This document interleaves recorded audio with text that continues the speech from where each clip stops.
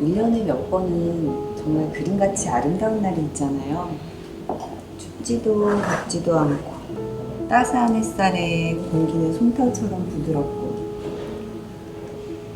몸과 마음이 아주 건강해진 것 같은 느낌이 드는 그런 날엔 눈에 보이는 모든 걸 다 사랑해 줄 수 있을 것 같고 길가 도라나 풀 한 포기도 모두 안아주고 싶은 그런 기분이 든 날 말이에요. 물론 절대로 흔하진 않죠. 하지만 어떤 특별한 선물 같은 그런 날 드는 기분이 저뿐만 아니라 다른 사람들도 똑같이 느낀다는 걸 알겠더라고요.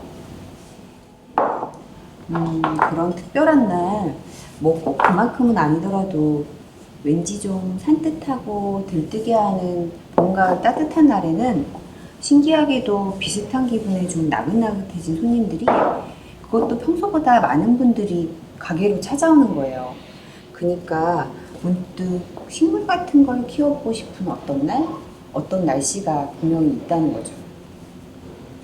그런 날은요, 식물들이 평소보다 더 반짝거리고 예쁘거든요.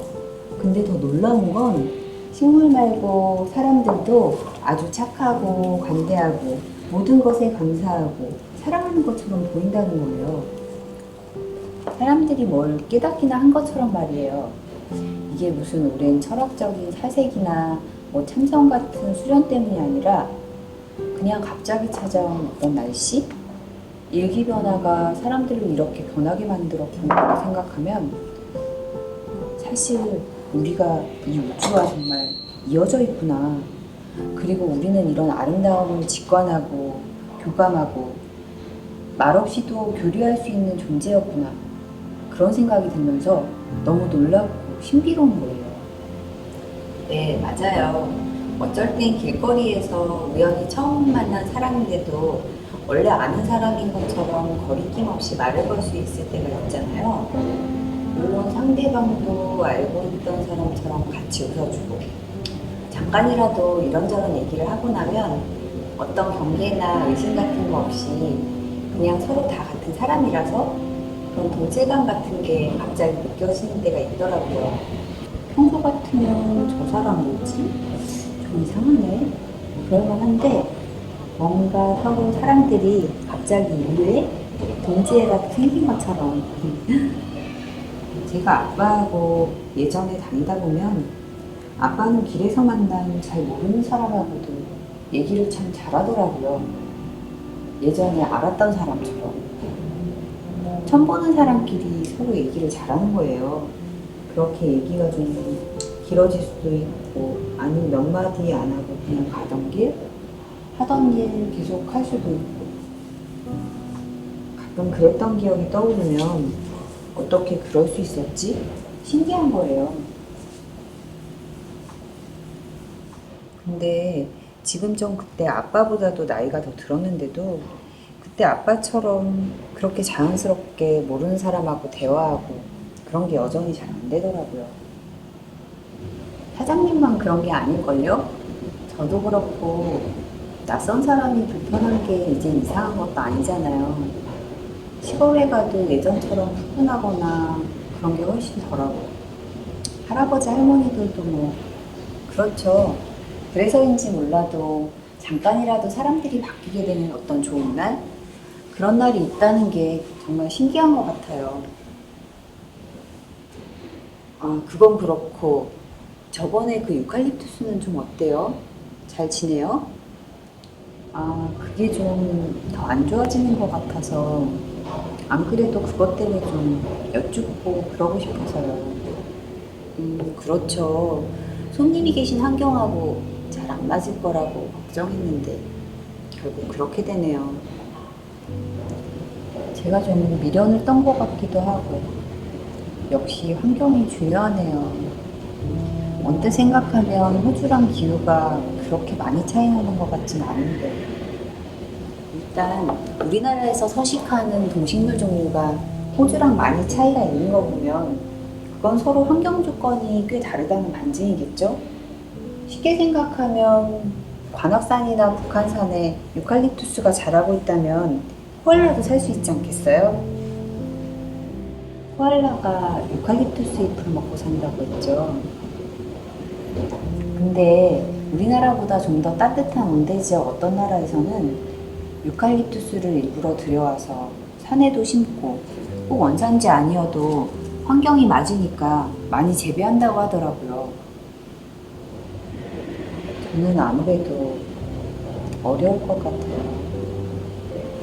우리나라에서는 뭐 환경제어를 할 수 있는 온실 같은 곳은 가능하겠지만 가정집 실내에서는 거의 불가능하다고 보면 될 것 같고 아무리 빛이 잘 들어도 아파트 베란다 같은 데도 쉽지 않아요. 정원이 있는 주택은 사정이 더 낫지만 겨울에는 실내로 들여오거나 보온을 해줄 뭔가 시설을 해야 되는데 그게 쉽지 않으니까 그래서 그때 많이 보내게 되죠. 올리브네요? 얘는 어떤가요? 지중해 지방이 원산지고 우리나라하고 위도도 비슷한 지역에서 서식하죠. 밖에서 키우면 제일 좋긴 한데 마찬가지로 겨울을 나기는 힘들어서 안으로 들여놔야 돼요.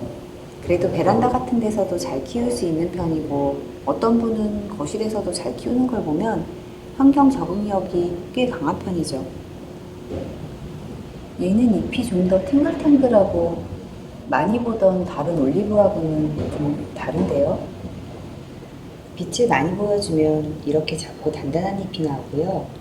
좀 더 그늘에 두면 얇고 넓은 잎이 나와요. 신기하네.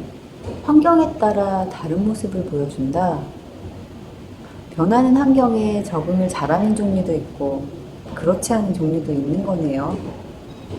네, 생각보다 꽤 잘 살아가는 녀석들도 있지만 정말 얼마 못 버티는 종류도 있고 또 살아는 있는데 잘 산다기보다 그냥 간신히 버티는 녀석들도 있죠.